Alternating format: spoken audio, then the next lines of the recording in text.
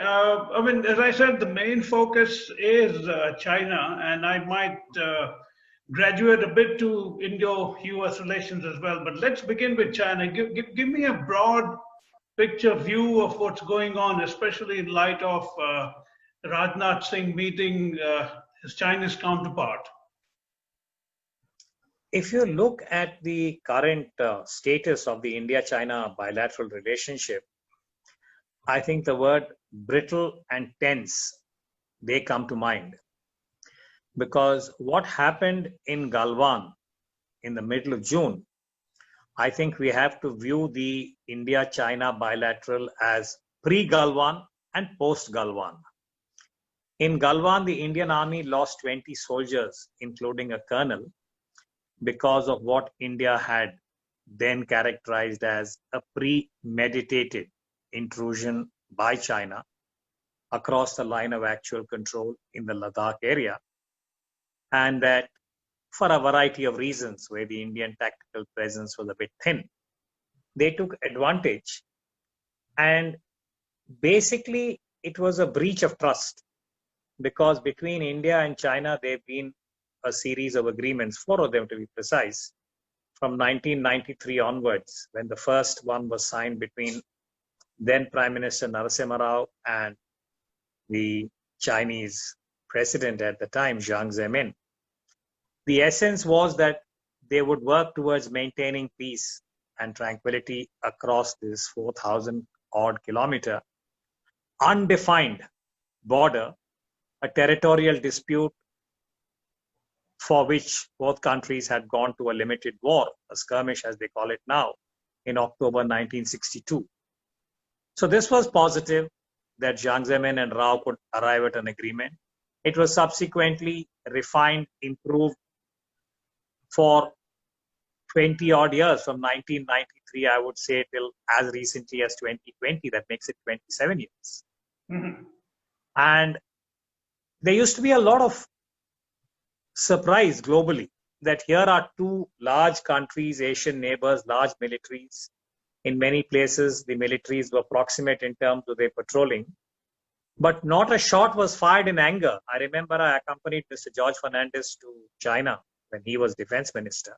Mm-hmm. And in his speech then, when he spoke at the National Defense University, he made this observation with a fair amount of satisfaction, that there was some political kind of agreement between the 2 nations that the militaries would operate under a certain medium. It was based on trust. And I think the great Indian sort of disappointment is they see the Chinese action in Galwan as a betrayal of that trust. And the fact that you lose a colonel and 20 soldiers is a very, very significant, I would say, event for any military. And therefore, I often say that we have to see India-China now as pre-Galwan, post-Galwan. And from the middle of June to where we are now, it's soon going to be 3 months when we come to mid-September. Both sides, the militaries are now making their positions more robust for the winter, a sign that China is not moving back, which is what India has been urging it to do, to restore the status quo pre-Galwan. Whereas they have consolidated their position along the LAC towards and beyond the claim line that India had demarcated, had indicated for the last 27 years. And with the latest development, which is that over the weekend, the Indian Army, along the south bank of the Pangong Lake, if you look at the map, you'll get an idea, have improved their tactical position. So, which is to say that very much on the Indian side, they have not done anything similar to what China did. They have only fortified their own positions so that they could foil any possible Chinese movement towards the Indian side.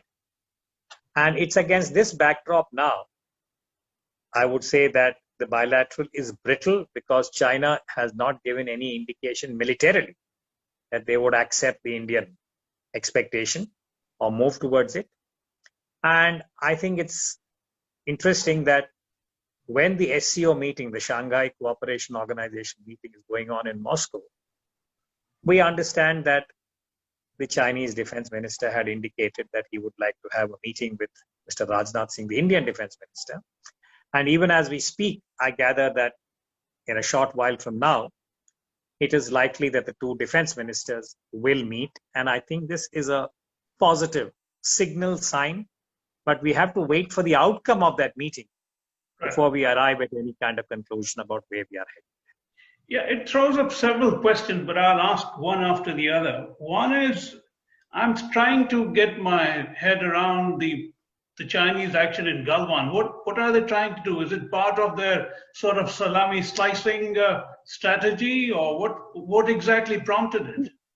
Say that now in hindsight, it appears that first of all, they have exploited a tactical situation which they had been monitoring clearly. And my sense is that the Indian Army, because of the COVID, the pandemic, some of the annual deployments, exercises which they normally do in that part of the LAC and at this time of the year, were not as per schedule. So as I said earlier, the tactical presence was a bit thin. So having seen the opportunity, China seized it, but it was again a breach of the trust that had existed in the past. And the summary is that in that area, in Ladakh, in Galwan, China had reason to try and improve its own tactical position by coming onto the Indian side, because there are 2-3 Indian, what we call as assets that have been developed over the years. One is Daulat Beg Oldi, which is the equivalent of airstrip. If you look at the map, you'll have an idea where it is located. And India has been trying to improve the connectivity towards DBO, as they call it. This would pose a certain tactical challenge if there is any kind of an operation that has to be undertaken. And the conjecture is that China wanted to foil that and concurrently prevent India from having any access to areas that it deems to be critical for its own larger strategic understanding of the region. These relate to both Aksai Chin. Again, if you see the map, you'll have an understanding where Aksai Chin is. And China's need to have unfettered access, prevent India from doing anything in that area. And then it moves on into the Xinjiang, Tibet kind of areas. So there is strategic geography here that one has to try and understand. And China perhaps wanted to preempt India and also improve its own position. So this is what they have done. And if you are able to read the map very carefully and the topography, there is a deja vu of 1962, October 1962, and what happened at that particular point in time in the same sector. Right. So that is hiding the geography. So what China has done, as I said, conjecture, and if you dot the I's and cross the T's, it is to seize this particular opportunity and move ahead, fortify itself, and then seek some kind of talks or negotiations. And then it's that old adage that China would take the equivalent of 3 steps forward, 1 step backwards, and then say, this is where the new line is. Right. And this is not very different from the kind of, creeping assertiveness that we have seen in the maritime domain in relation to the South China Sea, where you invoke a historical claim, the 9-line in that case, and then say that this is cast in stone and it is Chinese history and it is immutable. And then you move ahead and create those artificial islands, improve your position, bring in your air assets, and then slowly intimidate the neighbors by using your military capability. So there is a pattern, I think, in how China is trying to safeguard what it deems to be its own territoriality.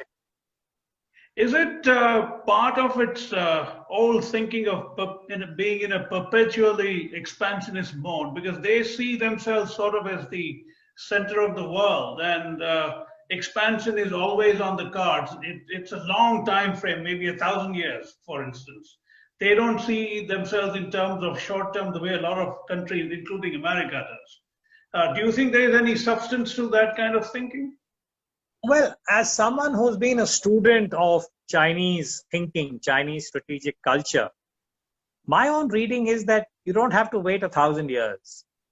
I think President Xi Jinping is fairly keen and determined that 2049, which is 100 years of communist China, 1949 to 2049, is the year that has been identified when China would restore itself to the kind of past glory and the position that it believes it enjoyed as the Middle Kingdom.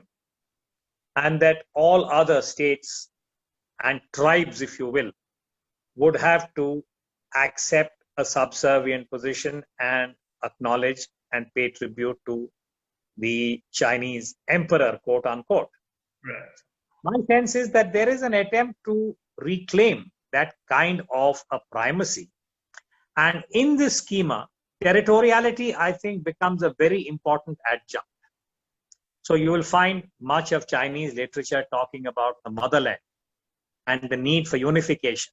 Right. And right on top of the list, of course, is Taiwan, which is why whenever there is a reference to Taiwan, you find that almost without exception, every Chinese leader makes it very clear that there is no negotiation on Taiwan. It has to come back, which is why the one China policy, various things that they have attempted. But the reality is that despite all the rhetoric, today we have a democratic Taiwan, which is, I think, fairly clear about its own identity. And after the Hong Kong experience, I think even the more discerning people in the Chinese leadership are aware that the unification of Taiwan with the mainland is not a given. And there are going to be many challenges ahead. And therefore, that is one anxiety that is now deep-seated. Right. The other, of course, is Tibet. Now, as recently as last week, if you remember, President Xi Jinping made a very important speech in relation to Tibet. And he talks about converting Tibet into an impregnable fort, quote unquote. And very interestingly, there is reference to Sinicizing Buddhism, Tibetan Buddhism. Now that is loaded. If you are a student of, different schools of Buddhist practice, the idea that after 70 years, China now is in a position where it has to impose, intimidate, and Sinicize Tibetan Buddhism, it would suggest that they have not made any progress in the ideological, ideational domain as far as Tibet is concerned. Therefore, use more force, use more intimidation, convert Tibet into a Xinjiang. I'm just raising these possibilities. Right. So that, to my mind, is another anxiety that both Taiwan and Tibet, which represent two different aspects of the unfinished agenda for China in terms of the unification of the motherland. I imagine that all this is playing out, and even in relation to India, there are various, shall we say, schools of thought, and historically about Mao Zedong, the five fingers, the palm, and how that whole description of the Indian Northeast has been, alluded to in Chinese political discourse. But this is my reading at this point in time, that we are not very sure as to how China is going to respond to India particularly, in terms of the LAC. And the Indian resolve now to say that we expect China to go back to the status quo that existed before Galwan. I was asking in the specific context of the Dalai Lama and the fact that mortality is always around the corner. And once he's gone, does China have any pretense left to even discuss Tibet, which they are not doing at this stage either? So what happens post Dalai Lama? So we were talking about the Dalai Lama as a factor, if at all it's any longer. I don't think so personally. Although he continues to have a huge emotional, sentimental appeal for the Tibetan. And as you mentioned, China is still not able to co-opt Buddhism into Sinicization project. How do you see the whole thing? Well, like you said, I think there is a huge, emotional kind of reverence for the Dalai Lama himself. And that is both, I would say, in Tibet, outside Tibet, globally. And what would happen, I think, in a post-Dalai Lama context is something which is very, very opaque now. I'm not sure that anybody has a firm grip on it, because much would depend on what kind of an emotional / spiritual response is likely to be triggered. And here, I think the numbers would matter. both within Tibet and outside Tibet. And what is it that China would seek to do in terms of filling that particular position with somebody who they may like to? It's a bit like saying that what they did in Hong Kong, Right. that after having dealt with the protests, you have in place a team that is going to be more empathetic and perhaps even subservient to what Beijing expects of them. Would they be able to do it? That is the question mark, because if the president of China has to make such a assertive speech, and we are aware that there's been a lot of what you might call as coercion in Tibet over the years, it's also true that they have managed to introduce a certain amount of development for the local people, because one has come across, many views there about what China has been able to do. There's a whole 2 generations that have been born after the Dalai Lama fled Tibet and came to India. Right. So there is a demographic change also that has taken place. But with every new demography, Gen Next, whether it's in Tibet or it's in mainland China, their responses to an upheaval or to an event that has an emotional or, in this case, spiritual resonance, I think it's very, very difficult, for any, any kind of group in power to be able to anticipate and deal with it. That, I think, is the slippery part. And as of now, I'm sure China would be doing some planning about the post-Dalai Lama exigency, but I see it as one which is fraught with certain uncertainties. Right. Just to complete the Tibetan thought, I've always viewed that it's essentially a battle of attrition, because China can wait out a single individual's lifetime without any problems at all. On the other hand, the Dalai Lama is a single individual with very finite lifetime. So that's their game. They'll just wait it out. When he passes, they'll impose whatever they want to impose, including their own Dalai Lama, I presume. So I don't know if Tibet any longer remains a significant trump card for India at all, in any sense of the word.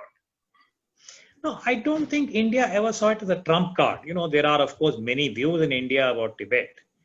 But if one goes back to the kind of positions that the government of India has taken, from the time of Pandit Jawaharlal Nehru to where we are now, I don't think there has been any suggestion that we are going to go back.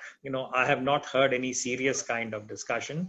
There are allusions. For instance, recently, after this whole Galwan incident, there was some talk that in Prime Minister Lal Bahadur Shastri's time, there was some talk about this. But as I said, as an analyst, I'd be a little cautious, before accepting. I think China has obtained that commitment from India about the fact that Tibet, and from Jawaharlal Nehru through Narasimha Rao to Vajpayee, the wording has also been tweaked in a manner to accommodate China's sensitivities and anxieties about suzerainty and sovereignty. And if you read that fine print very carefully, you'll know what I'm talking about.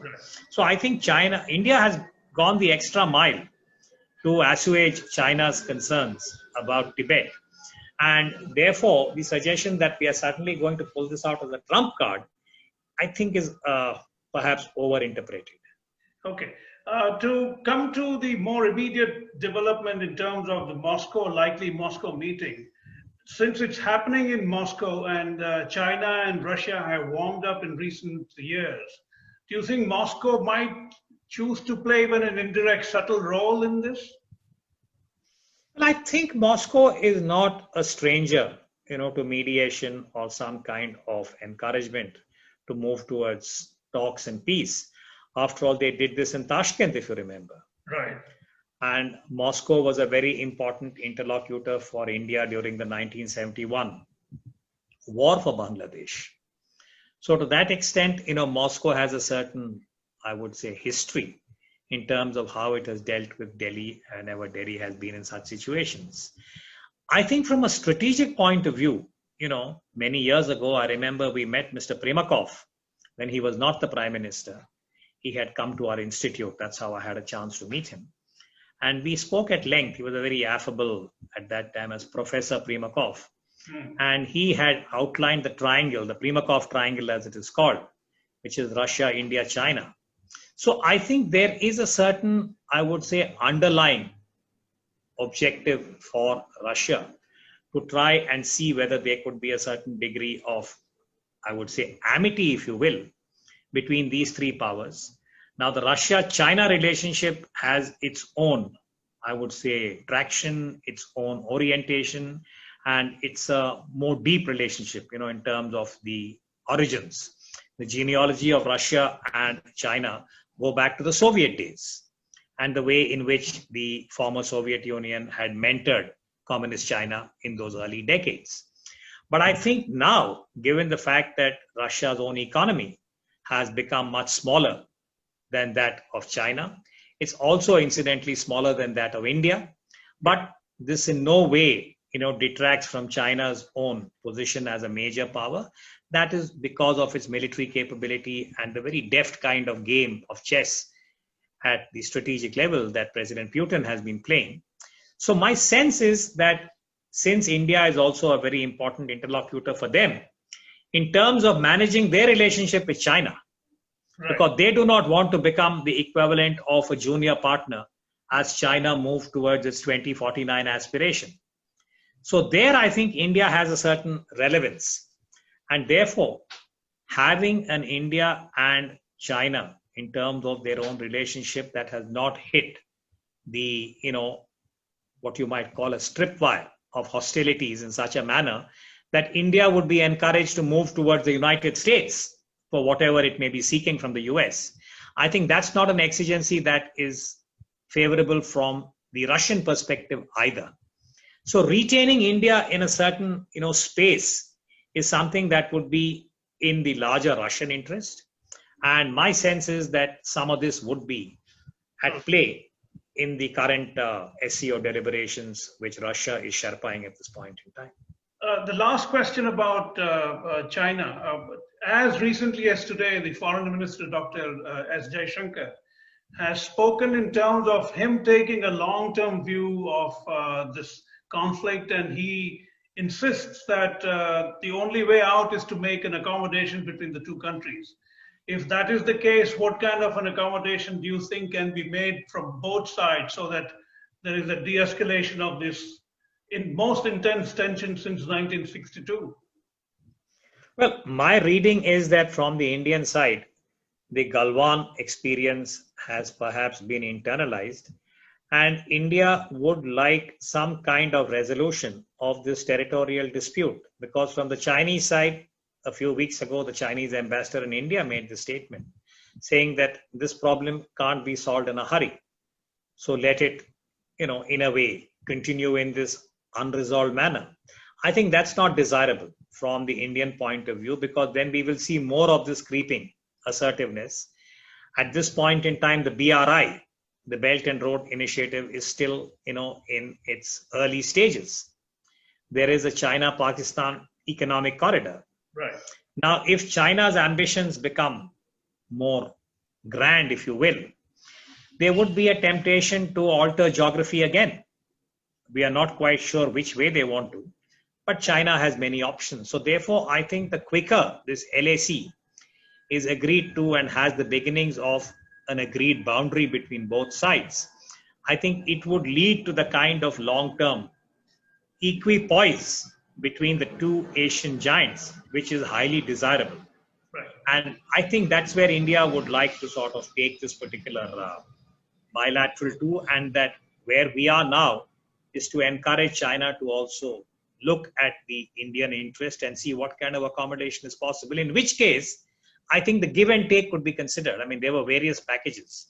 China had made a proposal during Chawan last time, and subsequently that was at the time of Sikkim, when China had accepted Sikkim as part of India. There was also a sense that they would be willing to accept Arunachal Sikkim.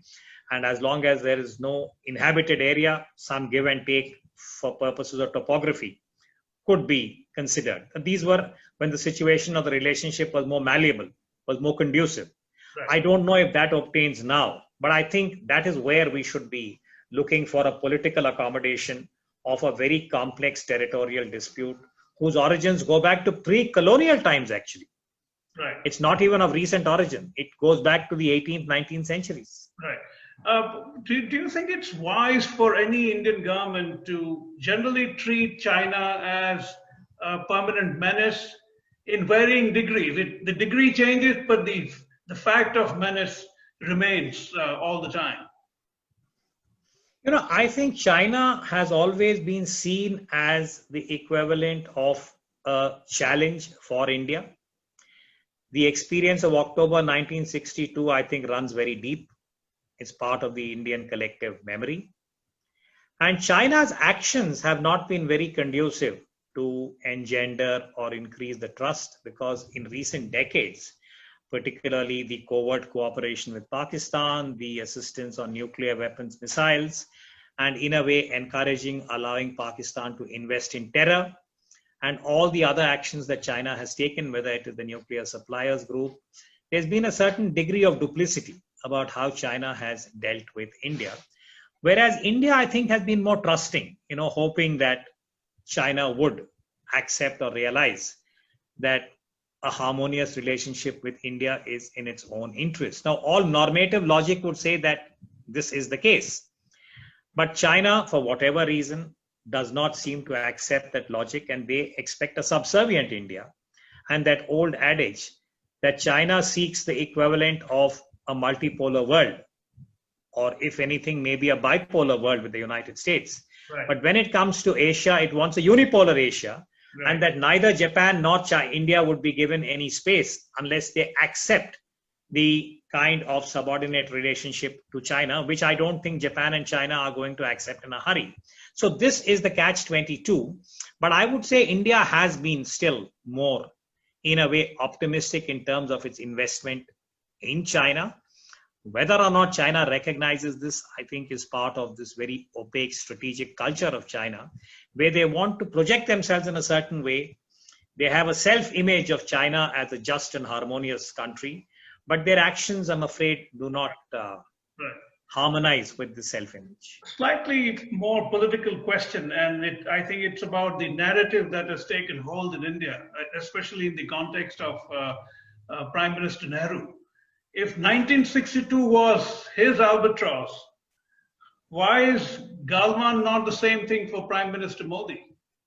Well, I would say, that's a very, I think, sharp question that you're raising, but the possibility exists, meaning that the ignominy of 1962 is something that Jawaharlal Nehru carried till the very end, till his demise in May 1964. Now, many historians and those who have studied that particular phase of Pandit Nehru say that, it shattered him for a variety of reasons. We don't have to get into Krishna Menon and all of that. But for Prime Minister Modi, while it may not be of the same magnitude yet, I think he had invested in China, for instance, personally, in terms of Wuhan, as also Mahabalipuram. And he tried to convey that a degree of personal diplomacy would be able to make the difference. And you saw this, I'm sure, Mayank, you as a person who's son of the soil, you saw the Gujarat visit when President Xi Jinping had been invited. And you saw that famous Jhula, visual. So there was a sense that Prime Minister Modi was, of a certain conviction that his personal relationship with President Xi Jinping would alter the texture or the kind of brittleness in the India-China relationship. That has been belied. Right. Now, as and when history revisits Prime Minister Modi's own tenure in the second term, I think Galwan would stand out as a place where India did have a setback. Now, whether or not India would be able to achieve or realize the political objective, which India at the MEA, Dr. Jaishankar have repeatedly stated, is that we want China to go back to the status quo. Now, that's a work in progress. Right. Rajnath Singh's visit to Moscow is part of that work in progress. Now, whether or not there would be another meeting at the foreign minister's level is at the point speculative. But I think the Galwan chapter would be a significant part of Modi 2.0, whichever way it is resolved. Okay, and finally, I wanted to dwell a bit more, but I'll just keep it to one question on this. With the US practically retreating in the last 3.5 years under the Trump administration from a lot of world affairs, the way it used to be involved in. How do you see China reading that? Do you think China reads that as its opportunity, maybe an early opportunity for it to establish even greater primacy now? The short answer is yes. I think China did see an opportunity in 2007-8 when we had the global economic financial crisis. And China did occupy a certain amount of space there. And more recently, of course, the pandemic has raised a number of questions about China and its own profile as a responsible power.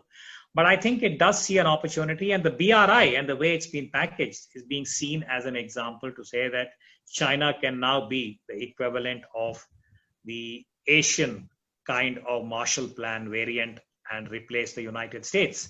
But there haven't been too many takers as yet for it. But I think in terms of the wish list, China does see itself as a country that would like to now be seen as definitely a peer of the US, and maybe in the decades ahead be seen as the number one power, and that it will become the rule taker. I beg your pardon, it will be the rule maker. Right. At the moment, it has been chafing under the fact that it was a rule taker for the 80s, the 90s, until recently. In July 2016, in relation to the South China Sea, China decided it will become a rule breaker. Right. It rejected the ICJ and all of that. So I think now the transition is from rule breaker. Can I become rule maker and ensure that the rest of the global community would accept their positions as rule takers of what China is going to, in a way, I think, outline. That, to my mind, in a nutshell, is the challenge for China and the world. Yeah. Just as some levity, you mentioned a possible Chinese Marshall Plan. To me, it seems more like a debt trap plan, the way China operates. I agree. Money as a means of debt trap. Well, ask the Pakistanis, as they would say, they have bitter experience now of what they're going through. Right. Ask anyone, Africa or even Sri Lanka. Yeah.